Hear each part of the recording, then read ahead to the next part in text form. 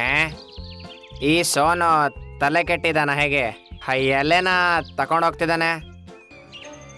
ಸೋನು ಹಕ್ಕಿ, ನೀನಂತೂ ಈಗ 20 ಎಲೆನ ಹಾಕಾಗಿದೆ ಅನ್ಸುತ್ತೆ. ಆದ್ರೆ ಈ ಎಲೆನ ಯಾಕೆ ಒಟ್ಟಾಗ್ತಿದ್ಯಾ? ಡ್ರೀಮ್ ಲ್ಯಾಂಡ್ ಕಾಡಲ್ಲಿ ವಾತಾವರಣ ತುಂಬಾ ಚೆನ್ನಾಗಿತ್ತು. ಆ ದಿನ ಬಿಸಿಲಿರ್ಲಿಲ್ಲ, ತುಂಬಾ ತಣ್ಣಗೆ ಗಾಳಿ ಬರ್ತಿತ್ತು. ಅರೆ ವಾ, ಇವತ್ತು ವಾತಾವರಣ ಎಷ್ಟು ಚೆನ್ನಾಗಿದೆ. 50 ಡಿಗ್ರಿಯ ಬಿಸಿಲನ್ನು ಅನುಭವಿಸಿದ ನಂತರ ಇವತ್ತು ತುಂಬಾ ನೆಮ್ಮದಿಯಾಗಿದೆ, ತುಂಬಾ ಸಂತೋಷವಾಗಿದೆ.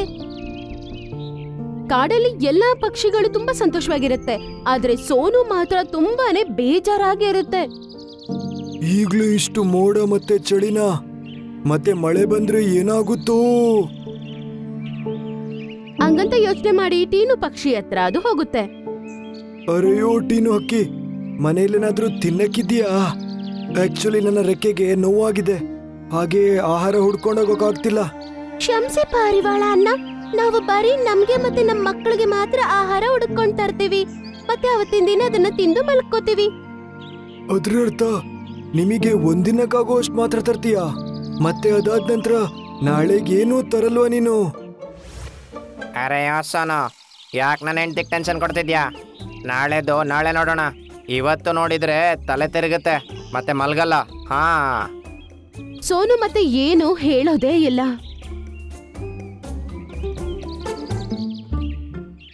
ಆಮೇಲೆ ಚಿಂಕಿ ಮೇನ ಹತ್ರ ಹೋಗುತ್ತೆ.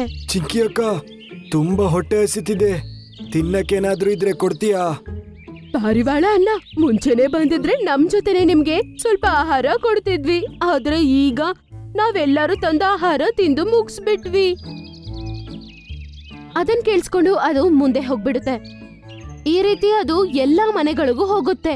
ಅದಕ್ಕೆ ಯಾರು ನಾಳೆ ಬಗ್ಗೆ ಯೋಚನೆ ಮಾಡುವಂತಹ ಪಕ್ಷಿಗಳು ಅದಕ್ಕೆ ಸಿಕ್ಕೇ ಇಲ್ಲ.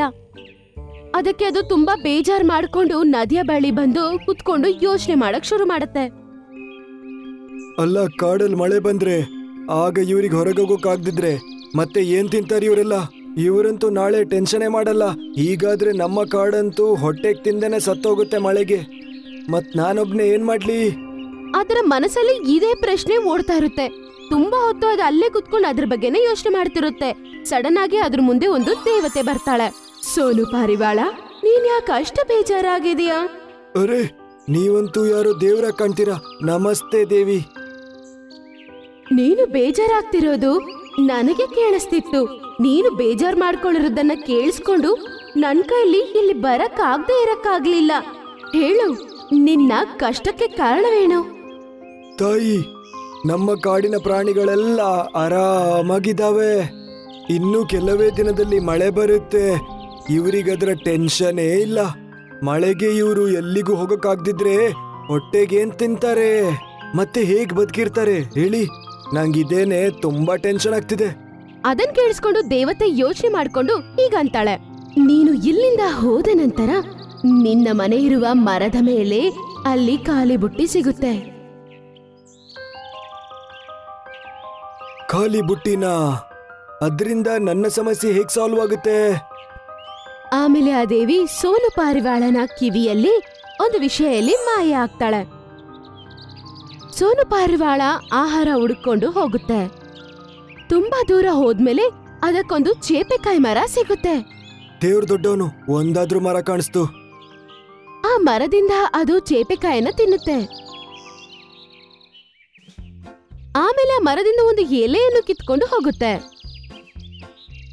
ಅದು ಅದರ ಮನೆ ಕಡೆ ಬಂದಾಗ ಎಲ್ಲಾ ಪಕ್ಷಿಗಳು ಅದನ್ನ ತುಂಬಾ ವಿಚಿತ್ರವಾಗಿ ನೋಡಕ್ ಶುರು ಮಾಡ್ತವೆ. ಈ ಸೋನು ತಲೆ ಕೆಟ್ಟಿದ್ದಾನ ಹೇಗೆ? ಎಲೆನ ತಗೊಂಡೋಗ್ತಿದ್ದಾನೆ. ಪಕ್ಷಿ ಅದರ ಮರದ ಬಳಿ ಹೋಗಿದ ತಕ್ಷಣ ಅದಕ್ಕೆ ಅಲ್ಲಿ ಒಂದು ಬುಟ್ಟಿ ಕಾಣಿಸುತ್ತೆ. ಆ ಬುಟ್ಟಿಯಲ್ಲಿ ಅದು ಆ ಎಲೆಯನ್ನು ಹಾಕುತ್ತೆ. ಇದನ್ನೆಲ್ಲ ನೋಡಿ ಆ ಪಕ್ಷಿಗಳು ಆಶ್ಚರ್ಯ ಪಡ್ತವೆ. ಇದೇ ರೀತಿ ದಿನ ಸೋನು ಏನ್ ಮಾಡುತ್ತಂದ್ರೆ ಒಂದೊಂದು ಎಲೆಯನ್ನು ತಗೊಂಡ್ ಬಂದು ಆ ಬುಟ್ಟಿಯಲ್ಲಿ ಹಾಕ್ತಾ ಇರುತ್ತೆ.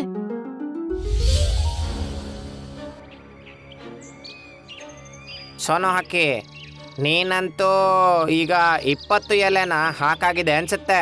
ಆದ್ರೆ ಈ ಎಲೆನ ಯಾಕೆ ಒಟ್ಟಾಗ್ತಿದ್ಯಾ? ಎಲ್ಲ ಹಕ್ಕಿಗಳ ಸರಿಯಾಗಿ ಕೇಳಿ, ಈ ಬುಟ್ಟಿನ ತುಂಬೋದು ನನ್ನೊಬ್ಬನ ಕರ್ತವ್ಯ ಅಲ್ಲ. ನೀವು ಇವತ್ತಿಂದ ಯಾವುದೇ ಫಲ ತಿಂದ್ರು ಅದರ ಎಲೆನ ಇದಕ್ಕೆ ಹಾಕ್ಬೇಕು. ಗೊತ್ತಾಯ್ತಾ ನಿಮಗೆ? ನಾನಿಲ್ಲೆಲ್ಲರಕ್ಕಿಂತ ದೊಡ್ಡವನು. ನನ್ನ ಮಾತನ್ನು ನೀವು ಕೇಳಲೇಬೇಕು. ಹಾ, ದೊಡ್ಡವನು ನೀನೆ. ತಲೆನೋ ಕೆಟ್ಟಿದೆ ನಿಂಗೆ. ಸರಿಯಾಗಾದ್ರೆ ನಿನ್ನ ಮಾತನ್ನ ನೋಡ್ತೀವಿ. ಆ ದಿನದಿಂದ ಎಲ್ಲಾ ಪಕ್ಷಿಗಳು ಯಾವ ಮರದಲ್ಲಿ ಹಣ್ಣನ್ನು ತಿಂತವೋ ಆ ಮರದ ಎಲೆಯನ್ನು ತಗೊಂಡ್ ಬಂದು ಅದ್ರಲ್ಲಿ ಹಾಕ್ತಿದ್ವು. ಗೆಳೆಯರೇ, ಈ ಮಳೆಗೆ ನಾವು ಬೇರೆ ಕಾಡಿಗೆ ಹೋಗಿ ಏನು ತಿನ್ನಕ್ ತರಕ್ಕಾಗಲ್ಲ. ನೆಲದ ಮೇಲೆ ನೀರು ತುಂಬಿದೆ, ದಾರಿನೂ ನಮಗೆ ಮಿಸ್ ಆಗುತ್ತೆ. ಸರಿಯಾಗಿ ಹೇಳ್ದೆ ನೀನು. ಈಗ ಮಳೆ ನಿಂತ ನಂತರನೇ ಏನಾದ್ರೂ ಮಾಡಕ್ಕಾಗುತ್ತೆ. ಈ ಎಲ್ಲಾ ಪಕ್ಷಿಗಳು ಕಾಯ್ತಾ ಇರ್ತವೆ, ಆದ್ರೆ ಮಳೆ ಮಾತ್ರ ನಿಲ್ಲೋ ತರನೇ ಇಲ್ಲ.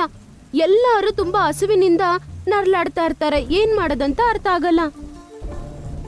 ಆಗ ಸೋನು ಪಕ್ಷಿ ಕೂಡ ಅಲ್ಲಿ ಬಂದು ಕುತ್ಕೊಳ್ಳುತ್ತೆ. ಹೇಳಿ, ಏನು ಟೆನ್ಷನ್ ಅಲ್ಲಿದ್ದೀರಾ ನೀವು? ನೀನು ಸರಿಯಾಗಿ ಹೇಳ್ದೆ ಸೋನು. ನಾವು ಇವತ್ತಿನ ಬಗ್ಗೆ ಮತ್ತೆ ನಾಳೆ ಬಗ್ಗೆನೂ ಆಲೋಚನೆ ಮಾಡಬೇಕಿತ್ತು. ಇವತ್ತು ನಾವೆಲ್ಲ ಹಸುವೆಯಿಂದ ಇದ್ದೀವಿ. ನಿನ್ನ ಮಾತು ಕೇಳಿದಿದ್ರೆ ನಾವೆಲ್ಲ ಈ ಪರಿಸ್ಥಿತಿಗೆ ಬರ್ತಿರ್ಲಿಲ್ಲ.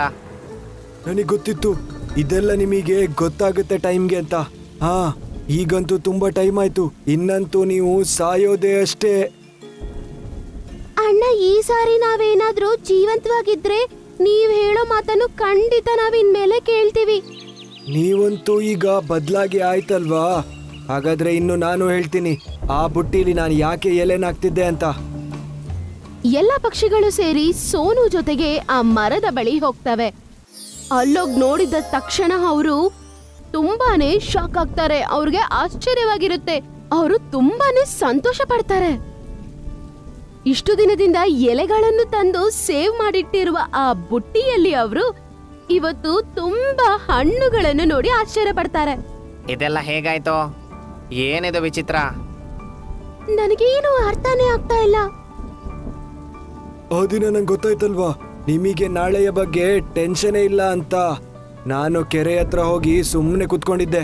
ಆಗ ನನ್ನ ಎದುರಿಗೆ ಒಬ್ಳು ದೇವಿ ಬಂದು ಈ ಬುಟ್ಟಿನ ನನಗ್ ಕೊಟ್ಲು. ಯಾವ ಮರದಲ್ಲಿ ನೀನು ಹಣ್ಣುಗಳನ್ನು ತಿಂತೀಯೋ ಆ ಮರದ ಎಲೆಗಳನ್ನು ತಂದು ಆ ಬುಟ್ಟಿಯಲ್ಲಿ ನೀನ್ ಹಾಕ್ಬೇಕು. ಇದೇ ರೀತಿ ನೀನು ದಿನಾ ಮಾಡ್ಬೇಕು. ಮಳೆಗಾಲ ಬಂದ ನಂತರ ಮಳೆಯ ಹನಿಗಳು ಬುಟ್ಟಿಯ ಎಲೆ ಮೇಲೆ ಬಿದ್ದಿದ ತಕ್ಷಣ ಆಗ ಒಂದು ಎಲೆಗೆ ಬದಲಾಗಿ ಆ ಬುಟ್ಟಿಯಲ್ಲಿ 10 ಹಣ್ಣುಗಳು ಬರುತ್ತೆ. ನೀನು ಯಾವ ಯಾವ ಮರದ ಎಲೆಗಳು ತರ್ತೀಯೋ ಆ ಹಣ್ಣುಗಳು ಬರುತ್ತೆ. ಅದಕ್ಕೆ ನಾನು ಯಾವಾಗ ಯಾವ ಫಲನ ತಿಂತೀನಿ ಅದ್ರ ಎಲೆನ ತಂದು ಇಲ್ಲ ಹಾಕ್ತಿದ್ದೆ. ನೀವು ಕೂಡ ನಾನು ಹೇಳಿದ್ದಕ್ಕೆ ಅದನ್ನ ಮಾಡಕ್ ಶುರು ಮಾಡಿದ್ರಿ. ಅದ್ರಿಂದಾಗೇನೆ ಮಳೆ ಬಂದ ಕೂಡ್ಲೆ ಇದು ತುಂಬೋಯ್ತು. ಅರೆ ವಾ, ಹೊಟ್ಟೆ ಖಾಲಿ ಇರ್ಬೇಕಂತಿಲ್ಲ ಇನ್ನು. ತುಂಬಾ ಧನ್ಯವಾದಗಳು ನಿನಗೆ. ಹಾ, ಮುಂದಿನ ವರ್ಷ ಆಹಾರನ ನೀವು ಎಲ್ಲ ಕೂಡಿಟ್ಟಿರ್ತೀರಾ. ಈ ಬುಟ್ಟಿ ಅಂತೂ ಮಳೆಗಾಲ ಆದ ಕೂಡ್ಲೆ ಮಾಯ ಆಗೋಗುತ್ತೆ. ಹಾ ಸೋನು, ನೀವು ಹೇಳಿದಾಗೇನೆ ನಾವು ಕೇಳ್ತೀವಿ ಮತ್ತೆ ಆಹಾರನ ಕೂಡಿಡ್ತೀವಿ. ಅದರ ನಂತರ ಎಲ್ಲ ಪಕ್ಷಿಗಳು ಆ ಬುಟ್ಟಿಯಲ್ಲಿ ಹಣ್ಣುಗಳನ್ನು ಎತ್ಕೊಂಡು ಆಮೇಲೆ ತಿನ್ನಕ್ಕೆ ಶುರು ಮಾಡ್ತವೆ.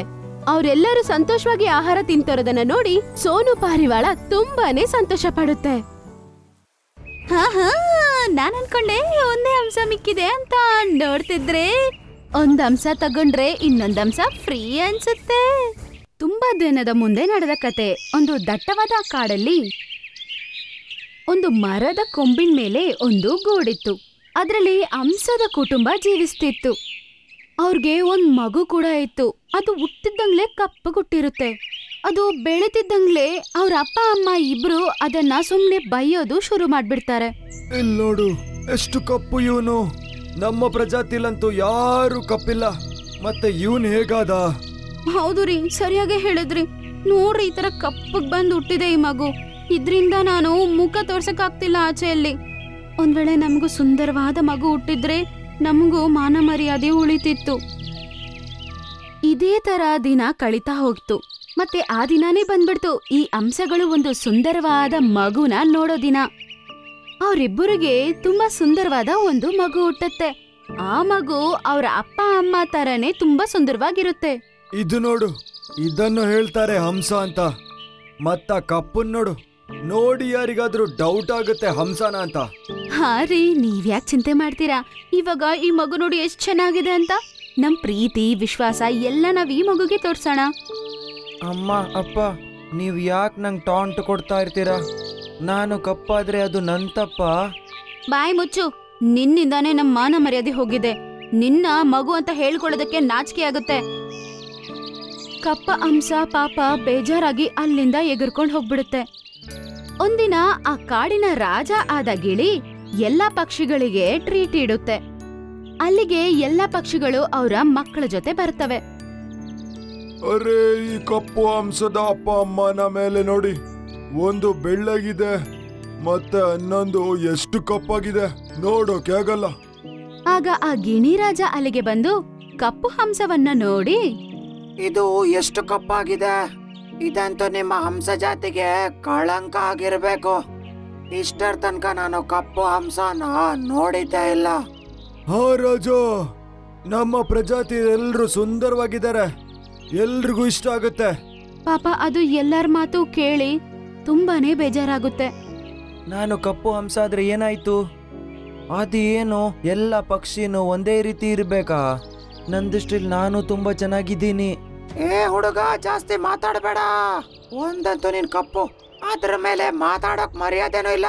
ನಿಂಗಿಲ್ ಮಾತಾಡಕ್ ಹಕ್ಕೂ ಇಲ್ಲ, ಗೊತ್ತಾಯ್ತಾ? ಕ್ಷಮಿಸ್ಬಿಡಿ ಮಹಾರಾಜ, ಈ ಹಂಸ ಅಂತೂ ನಮ್ಮ ಮರ್ಯಾದೆನ ತೆಗ್ದಾಕಾಗಿದೆ. ನಾ ಬರ್ತೀನಿ. ಮತ್ತೆ ಅವ್ರ ಕುಟುಂಬ ಎಲ್ಲರೂ ಸೇರಿ ಅವ್ರ ಮನೆಗೆ ಹೋಗ್ಬಿಡ್ತಾರೆ. ನಿನ್ನನ್ ಮಾನ ಮರ್ಯಾದೆ ತೆಗೆದಿಯಲ್ವೇ ದುಷ್ಟಿ, ನಿನ್ನಿಂದ ಎಲ್ಲಾ ಜಾಗದಲ್ಲೂ ಮಾನ ಮರ್ಯಾದೆ ಹೋಗ್ತಿದೆ. ಹಾ, ನನ್ ಮರ್ಯಾದೆ ತೆಗ್ದಾಕಿದ್ಯಾ ನೀನು? ಮತ್ತೆ ಚಿಕ್ಕ ಮಗನಿಗೆ ಹೀಗಂತಾರೆ, ಅರೆ, ನಿನ್ ತಮ್ಮನ್ ನೋಡು, ಎಷ್ಟ್ ಚೆನ್ನಾಗಿದ್ದಾನೆ. ಇವನ ಸುಂದರತೆಯಿಂದ ನಮಗೆ ಮರ್ಯಾದೆ ಜಾಸ್ತಿ ಆಗುತ್ತೆ. ನಿನ್ನ ನೋಡಿದ್ರೆ 4 ಜಾಸ್ತಿ ಹೇಳ್ತಾರೆ.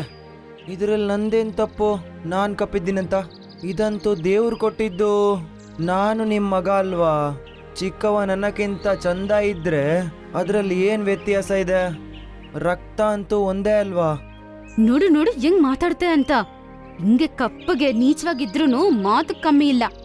ಹಾ, ನೀವನನ್ನ ಮನೆಯಿಂದ ತೆಗಿಯೋಣ, ಅದ್ರಿಂದ ನಮ್ ಮರ್ಯಾದೆ ಆದ್ರೂ ಹೋಗಲ್ಲ. ಆ ಮರ್ಯಾದೆ ಹೋಗೋದು ಇದರಿಂದ ಆಗೋದು ಇಲ್ಲ. ನೀನ್ ಇಲ್ಲಿಂದ ಹೋದ್ರೆ ನಮ್ಗೇನು ನಷ್ಟ ಇಲ್ಲ, ಇನ್ನೂ ಒಳ್ಳೇದೇ ಆಗತ್ತೆ. ಹೋಗು, ಫಸ್ಟ್ ಇಲ್ಲಿಂದ ಹೋಗ್ಬಿಡು, ನಮ್ಗೆ ಒಳ್ಳೇದೇ ಆಗುತ್ತೆ. ಜನರು ನಮ್ಮನ್ನ ನೋಡಿ ಚುಡಾಯಿಸೋದು ನಿಲ್ಲಿಸ್ತಾರೆ, ಕಪ್ಪ ಹಂಸದ ಅಪ್ಪ ಅಮ್ಮ ಅಂತ. ನನ್ನನ್ನು ತೆಗಿಯೋದು ಏನು ಅಗತ್ಯ ಇಲ್ಲ. ನೀವು, ನಾನೇ ಮನೆ ಬಿಟ್ಟು ಹೋಗ್ತೀನಿ. ಇಂಥ ಪರಿವಾರದ ಜೊತೆ ನಂಗೂ ಇರಕ್ಕೆ ಇಷ್ಟ ಇಲ್ಲ, ಹಾಗಾಗಿ ನಾನೇ ಹೊರಟೋಗ್ತೀನಿ ಈಗ. ಮತ್ತೆ ಆ ಕಪ್ಪು ಹಂಸ ಅಲ್ಲಿಂದ ಹೋಗ್ಬಿಡುತ್ತೆ. ಮತ್ತೆ ಬೇರೆ ಕಾಡಿಗೋಗಿ ಅಲ್ಲಿ ಅದು ಜೀವಿಸ್ತಿರುತ್ತೆ. ಅವರ ಅಪ್ಪ ಅಮ್ಮ ಇರುವ ಒಂದು ಕಾಡಲ್ಲಿ ಒಂದು ಬೆಕ್ಕು ಬರುತ್ತೆ. ಅದು ಆ ಕಾಡಲ್ಲಿರುವ ಒಂದೊಂದು ಪಕ್ಷಿಗಳನ್ನ ತಿಂದ್ಬಿಡ್ತಾ ಇತ್ತು. ಕಪ್ಪು ಹಂಸದ ಅಮ್ಮ ಮಾತ್ರ ಮಿಕ್ಕಿತ್ತು. ಮತ್ತೆ ಆ ಕಾಡಲ್ಲಿರುವ ಬೇರೆ ಪಕ್ಷಿಗಳಿಗೆ ಈ ಮಾತು ತಿಳಿತು. ಏ ಕಪ್ಪು ಹಂಸ, ನಿಮ್ ಕಾಡಲ್ಲಿ ಒಂದ್ ಬೆಕ್ ಬಂದಿದ್ಯಂತೆ, ನಿಂಗ್ ಗೊತ್ತಾಯ್ತಾ?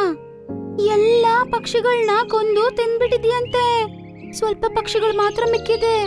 ನಿಜ ಹೇಳ್ತಾ ಇದ್ದೀಯಾ? ಇಂತಹ ಕಷ್ಟದ ಸಮಯದಲ್ಲಿ ನಾನು ನನ್ನ ಪರಿವಾರ ಜೊತೆ ಇರಬೇಕು. ಕಪ್ಪು ಹಂಸ ಎಗರ್ಕೊಂಡು ಅವ್ರ ಅಮ್ಮ ಹತ್ರ ಹೋಗಿ ಸೇರುತ್ತೆ. ಅಮ್ಮ, ಟೆನ್ಷನ್ ಮಾಡಬೇಡಿ, ನಾನು ಇನ್ನೂ ಇದ್ದೀನಿ. ನಾನು ನಿಮಗೆ ಏನಾಗಕ್ ಬಿಡಲ್ಲ, ನಾನು ನೋಡ್ಕೊಳ್ತೀನಿ.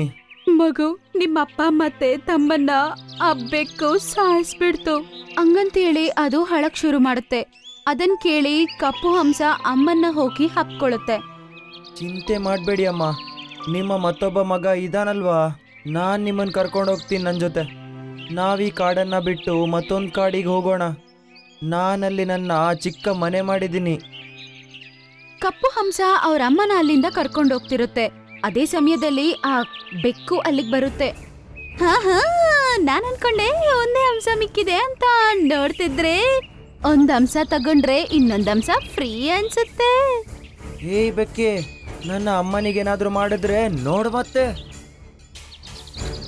ಹೌದಾ, ಹಾಗಾದ್ರೆ ಮೊದಲು ನಾನು ನಿನ್ನನ್ನೇ ತಿಂತೀನಿ. ಮತ್ತೆ ಆ ಬೆಕ್ಕು ಅವ್ರ ಹತ್ರ ಹೋಗಕ್ ಶುರು ಮಾಡುತ್ತೆ. ಅದೇ ಸಮಯದಲ್ಲಿ ಕಪ್ಪು ಹಂಸದ ಸ್ನೇಹಿತರು ಅಲ್ಲಿಗೆ ಬರ್ತಾರೆ. ಹದ್ದು, ಚಿಂಕಿ ಪಕ್ಷಿ ಅವರೆಲ್ಲರೂ ಸೇರಿ ಆ ಬೆಕ್ಕನ ಬಾಯಲ್ಲೇ ಒಡೆಯಕ್ ಶುರು ಮಾಡ್ಬಿಡ್ತಾರೆ.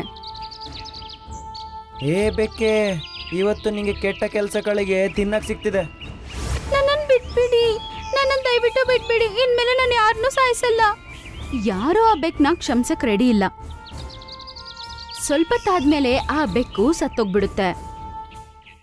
ಕಪ್ಪು ಹಂಸ ಅವನ್ ಜೊತೆನೆ ಅಮ್ಮನ್ನ ಬೇರೆ ಕಾಡಿಗೆ ಕರ್ಕೊಂಡು ಹೋಗುತ್ತೆ ಮತ್ತೆ ಅವನ್ ಜೊತೆನೆ ಇಟ್ಕೋತಾನೆ.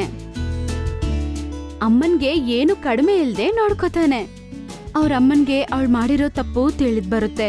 ಮಗು, ನನ್ನ ಕ್ಷಮಿಸು. ನಾನು ನಿನ್ನನ್ನ ಯಾವಾಗ್ಲೂ ಬೈತಿದ್ದೆ, ಭೇದ ಭಾವನ ನೋಡ್ತಿದ್ದೆ, ಪ್ರೀತಿನೇ ತೋರಿಸಿಲ್ಲ. ನಿನ್ನ ಕಪ್ಪು ಬಣ್ಣ ಮಾತ್ರ ನೋಡ್ದೆ, ನಿನ್ನ ಒಳ್ಳೆ ಮನಸ್ಸು ನೋಡಿಲ್ಲ. ಒಂದ್ ವೇಳೆ ಇವತ್ತು ನೀನಿಲ್ಲ ಅಂದ್ರೆ ನಾನು ಸತ್ತೋಗ್ತಿದ್ದೆ. ನನ್ನನ್ನು ಯಾರೂ ಕಾಪಾಡೋರೇ ಇರ್ತಿರ್ಲಿಲ್ಲ. ಏನಿಲ್ಲ ಅಮ್ಮ, ಎಲ್ಲರೂ ತಪ್ಪು ಮಾಡ್ತಾರೆ. ನಿಮಗೀಗ ಅದರ ಅರಿವಾಯ್ತಲ್ಲ, ಅಷ್ಟು ಸಾಕಮ್ಮ. ನೀವು ಬದಲಾದ್ರಲ್ವಾ. ಬಣ್ಣಗಳನ್ನ ಯಾರು ನೋಡಬಾರ್ದು ಅಂತ. ಎಲ್ಲರೂ ಒಂದೇ ಲೆಕ್ಕ. ಕಪ್ಪು ಹಂಸ ಮತ್ತೆ ಅವನ ಅಮ್ಮ ಇಬ್ರು ಸೇರಿ ತುಂಬಾ ಸಂತೋಷವಾಗಿ ಜೀವಿಸ್ತಾರೆ.